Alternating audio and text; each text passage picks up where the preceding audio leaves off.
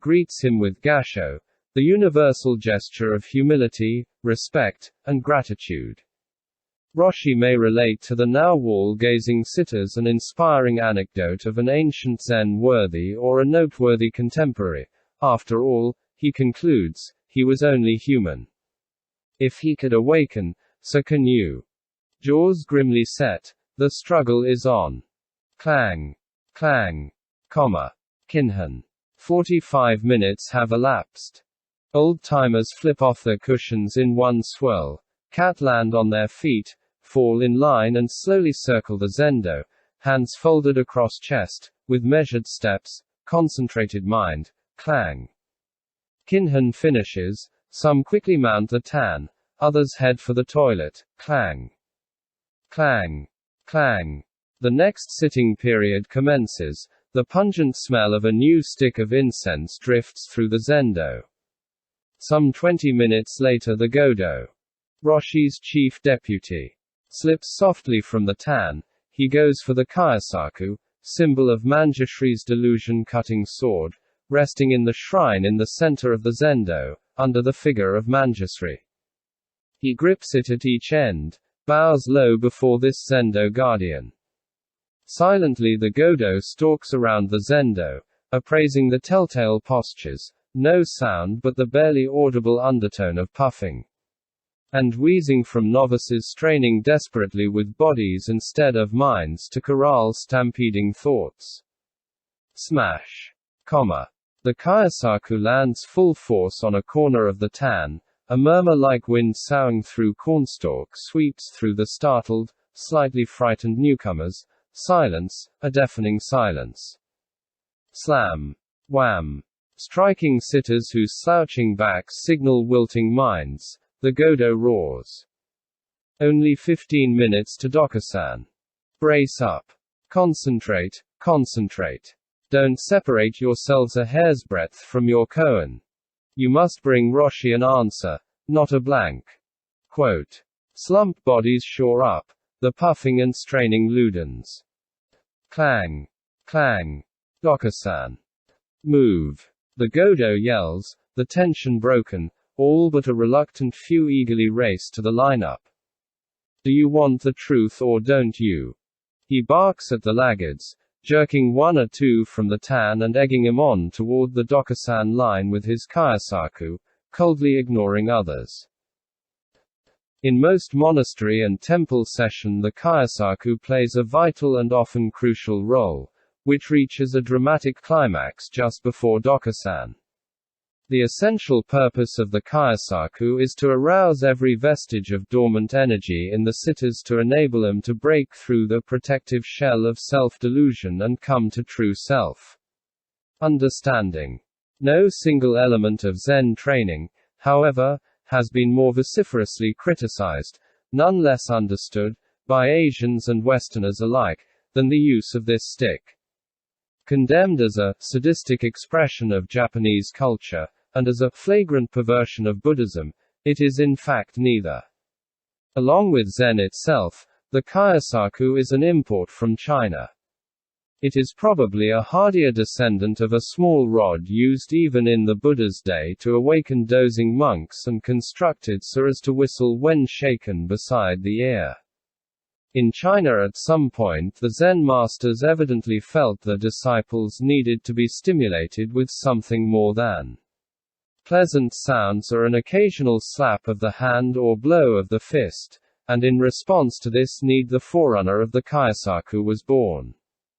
Kyosaku are made in varying sizes, shapes, and weights, those constructed of hard wood being used in the winter when monks and laymen are heavily clad, those of softwood in the summer when they are wearing light clothing. The end of the Kyosaku that comes in contact with the body is flattened like a paddle to a width of perhaps 3 inches, while the handle end is rounded to permit a firm grip. In some monasteries and temples it measures as much as 4.5 feet in length, in others no more than 2.5. The Kyosaku may be applied to rouse a sleepy sitter, to enliven a weary one, or to spur on a striving one, but it is never used as chastisement or out of personal pique. This is clear from the fact that the one struck raises his or her hands in gasho to show gratitude to the Godo, who in turn acknowledges this gesture with a bow, in a spirit of mutual respect and understanding. In the monastery, the heaviest blows of the Kyosaku are mostly reserved for the earnest and the courageous and not wasted on the slackers or the timid. The adage that a poor horse can't be made to run fast no matter how hard or how often it is whipped is well understood in the Zendo. In Soto monasteries and temples, sitters face the wall and not each other as they do in the Rinzai sect. So Godos apply the Kyosaku from the rear, at their own discretion, and occasionally without any warning. In the hands of a sensitive, enlightened Godo, able to strike when the iron is hot, or for that matter to make the iron hot by striking, the Kyosaku is unequaled for raising one's concentrative effort to its greatest intensity.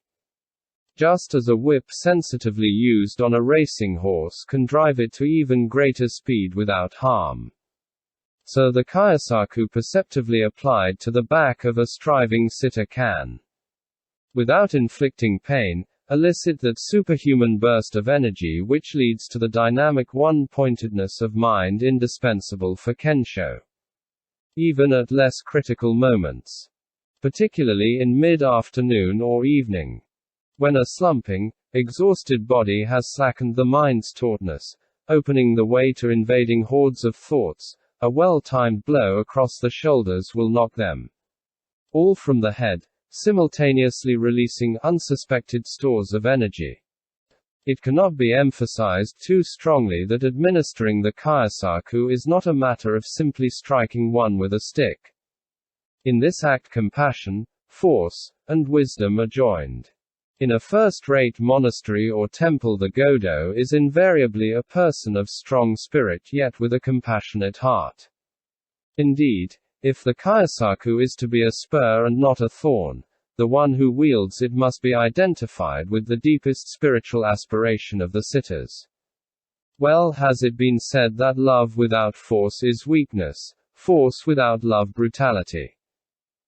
There is no denying, however, that for those Westerners unable to disabuse themselves of the notion that beatings with a stick under any circumstances are an affront to their dignity, the Kyosaku will always remain a menace rather than a welcome goad.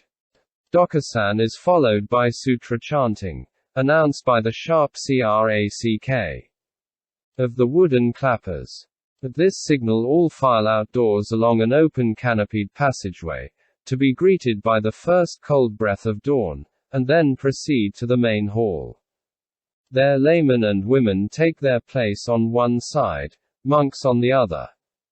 Dokusan and 2 hours of zazen have brought the mind to a clarity and one-pointedness where every posture and movement of the body during prostrations and the chanting take on fresh meaning and significance. The rhythmic beat of the makugyo, the deep ring of the large, bowl-shaped gong, the flickering candles on the butsudan, and the fresh scent of incense all play their part in further whetting the mind. After chanting comes the first meal, consisting of rice gruel, a side dish of a few vegetables, and pickled radishes. This simple fare is for the nourishment of the body, to give it strength to pursue the Buddha's way, and not for enjoyment. But one does not eat immediately. First, with the ting-a-ling of the head monk's handbell, the mealtime recitation commences with an expression of faith in the unified three treasures. That is, Vairocana Buddha, symbolizing transcendental Buddha knowledge. The Dharma, or law of cause and effect. And the Sangha. The chanting then ceases temporarily while each person removes the cloth from around the 4 nested lacquer bowls and chopsticks which are supplied for the session and arranges them in front of his or her place. Ting-a-ling. The chanting resumes with an avowal of faith in the person and life of the Buddha Shakyamuni, in his Dharma, and in the great exemplars of his teaching, namely, the Bodhisattvas Manjusri, Samantabhadra, and Avalokitesvara, in addition to the ancestral teachers. Now the rice gruel is ladled out from a large wooden tub and the vegetables served before anything is touched. However, there is another round of chanting in which each recalls that the food about to be eaten comes of the labors of many people, and that each is entitled to receive it only if one's aspiration is pure and one's effort sincere. If taken, it is to be received with gratitude, not greedily, and without preference or aversion. Now only one more ritual remains before the meal is actually eaten. Each takes from his or her rice bowl some half-dozen grains of rice and places them in a special receptacle, which is passed to all for this purpose. This symbolic offering is for the hungry unseen spirits of this and other worlds who through their greed have condemned themselves to miserable existences. The meal when finally eaten is consumed in silence so that concentration, whether on a koan, counting the breath, or on the eating itself, may continue uninterrupted. 3 times in all monk waiters come with the large tub of gruel. Those wanting more proffer their rice bowls, waiting with hands in gasho while being served. Wordlessly they rub their hands together to signal, enough. If no further servings are desired, each simply nods the head and bows from the waist, hands folded across the chest, when the waiters come by. Not all heed the Roshi's injunction to eat sparingly. Those who are obviously more intent on filling their bellies than emptying their minds take even a third bowl of rice. Food once touched with the chopsticks must be eaten and not discarded. Not a scrap is to be wasted. At the conclusion of the meal, hot water is passed around, and each one, using a pickled radish for the purpose, cleans the bowls of every particle, after which, if one is thirsty, drinks the water, not forgetting, however, to deposit the last dregs in a common container passed for the same hungry spirits. The meal finishes with a chant, the substance of which is an expression of thanks for the nourishment just received and a pledge to use this strength for the spiritual welfare of all beings. Not alone food but every object is to be used with due regard for its proper function and not wasted or needlessly destroyed. This is one of the inviolable rules of the Zen monastery, and care must be taken especially during session not to transgress it. The reasons are more spiritual than economic. To squander is to destroy. To treat things with reverence and gratitude, according to their nature and purpose, is to affirm their value and life, a life in which we are all equally rooted. Wastefulness is a measure of our egocentricity and hence of our alienation from things, from their Buddha nature, from their essential unity with us. Further, it is an act of indifference to the absolute worth of the wasted object, however humble. Thus, breaking a glass heedlessly at any time, leaving a light burning when it is no longer needed, using more water than is required for a particular task, permitting a book to remain overturned after it has been read. These are all wanton acts in the deepest religious sense and therefore harmful to our spiritual progress. For this reason they are roundly condemned.